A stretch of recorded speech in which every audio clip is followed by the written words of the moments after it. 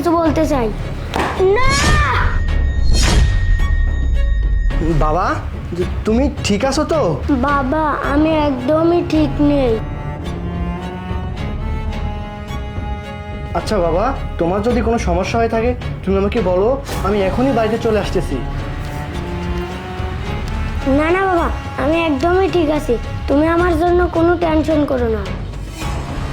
আচ্ছা বাবা, তোমার মুখে ওইসব রক্তের দাগের মতো কিসের দাগ?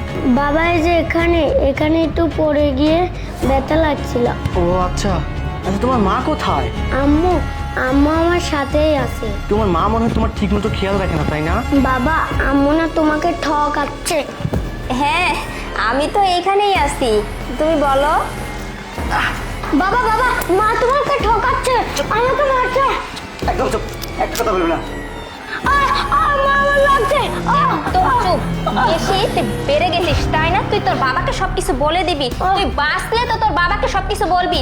তোর বাবা 6 মাসের আগেও বাসায় আসবে না, আর এই 6 মাসের আগে তো তোকে আমি মেরেই ফেলবো, তুই আর জীবিতও থাকবি না, ঠিক আছে? একদম মুখ বন্ধ রাখবি। আরে ওটা মারো, ওরে মারো। মারো। এই শোনো না, হয়েছে, চলো আমরা রুমে যাই। চলো। ঠিক আছে চলো।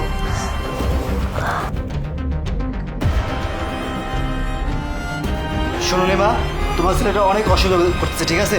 ওকে আমি কিন্তু জানে মেরে দেবো। আরে তুমি কি বলতেছো? পাগল হয়ে গেছো? ওকে কেন মারবা? আর ওকে মেরে গেলে তো সব কিছুই আমাদের শেষ। আরে তুমি বুঝতেছো না, নয়ন তো যত সয় সম্পত্তি আছে ও তো আশিকের নামে দিয়ে দিছে। এর জন্যই তো ওকে মারা যাবে না, বুঝতে পারছো? আরে ওকে মারা যাবে না, সম্পত্তি তাহলে পাবো না, তাই তো? বুঝতে পারছি বিষয়টা, কিন্তু শোনো, ওকে না মারলে তো হচ্ছে না। ও দেখো, আমি যে এই জায়গাতে আসি, ও তো সব কিছু বলে দিবে। আরে না না, ও কোনো কিছুই বলতে পারবে না, দেখতেছো না ওকে কি হারে মারে। ও কিভাবে বলবে? ও কোনোভাবে কোনো কিছু বলবে না, ও একদম চুপ আছে, ঠিক আছে? আর তুমি এত চিন্তা করো না, আস্তে ধীরে যেভাবে হোক নয়নের কাছ থেকে সম্পত্তিগুলো তোমার নামে লিখে নিতে হবে। বুঝতে পারছি, এখন তো ওর নয়নের নামে সম্পত্তি নাই, সম্পত্তি আছে এখন ওর ছেলের নামে, ঠিক আছে? হ্যাঁ, ওই ছেলের নামে থেকে আগে আমার নামে নিতে হবে, তারপরে ওই ছেলেকে মারতে হবে, বুঝতে পারছি। হ্যাঁ, তুমি একদম ঠিক কথাই বলছো। যাই হোক, আপাতত তুমি মাথা গরম করো না, আস্তে ধীরে থাকো, দেখি কি হয়, বুঝছো? আচ্ছা ঠিক আছে। আরে আমার ফোন আসছে। আরে নয়ন ফোন দিছে, একদম চুপ থাকবা, কথা বলবা না।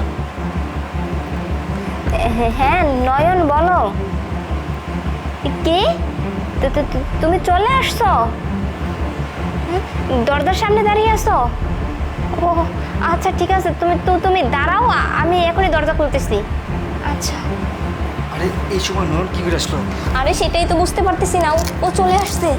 এই আমি কি করবো? আমি তো আমাকে মেরে ফেলবো দেখবে। আরে তুমি কোথাও একটা লুকাও না, এখন আমি কি করবো? হ্যাঁ এখানেই লুকাও, লুকাও লুকাও, একদম চুপ থাকবা, কোনো কথা বলবা না। এই যে ও চলে আসছে।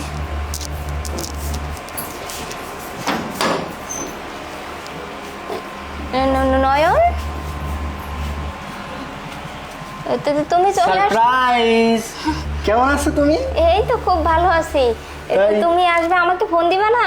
হ্যাঁ আমি আসছি, তোমাকে ফোন দিই নাই, কিন্তু জানো আমি একটা জাদু জানি। জাদু? কি জাদু জানো তুমি আবার? আমি জাদু দিয়ে তোমার বয়ফ্রেন্ডকে না এখানে নিয়ে আসতে পারি, জানো? বয়ফ্রেন্ড? তুমি আবল তাবল কি বলতেছো? আমার আবার কোথা থেকে বয়ফ্রেন্ড আসবে? তোমার বয়ফ্রেন্ড নেই? না। আচ্ছা ঠিক আছে, আসো।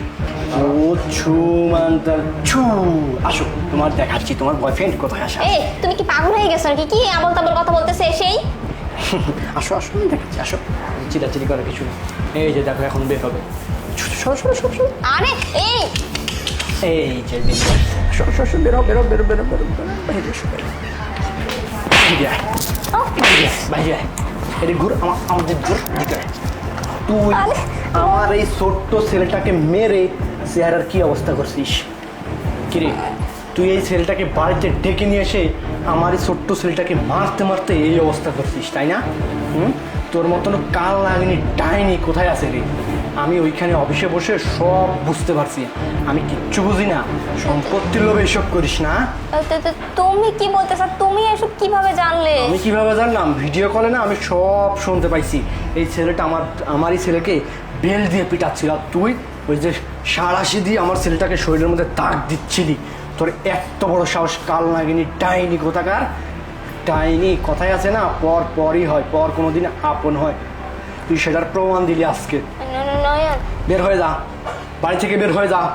যদি বাড়ি থেকে বের না হোস না, আমি কিন্তু তোদের দুইটাকে পিটাতে পিটাতে থানায় নিয়ে যাবো।